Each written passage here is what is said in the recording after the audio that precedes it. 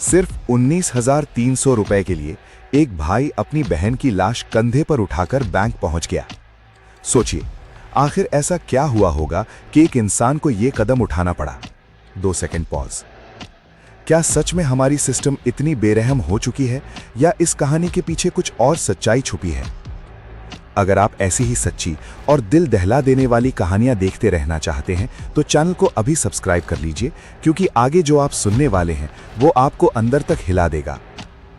ये कहानी है ओडिशा के एक छोटे से गांव की, जहां रहने वाला एक 55 साल का आदमी अपनी बहन की मौत के बाद बिल्कुल अकेला पड़ चुका था।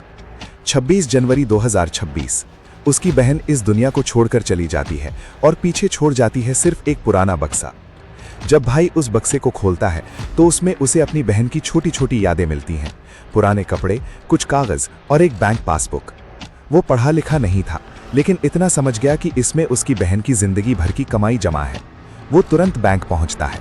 फटे कपड़े, नंगे पैर, आंखों में उम्मीद, वो बैंक में खड़ा हो जाता है।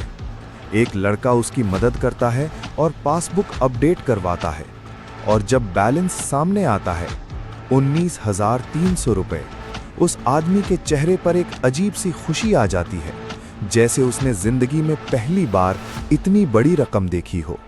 लेकिन जब वो पैसे निकालने की बात करता है, बैंक मैनेजर साफ मना कर देता है। पहले नॉमिनी लाओ या मृत्यु प्रमाण पत्र लाओ। वो आदमी बार बार बैंक के चक्कर काटता है, हर बार हाथ जोड़ता है, रोता है, गिड़गिड़ाता है, लेकिन उसे सिर्फ एक ही जवाब मिलता है, सबूत लाओ। और फिर 27 अप्रैल 2026 वो आदमी चुपचाप शमशान जाता है, अपनी बहन की कब्र खोदता है और उसकी लाश को एक बोरी में डालकर कंधे पर उठाकर बैंक पहुंच जाता है।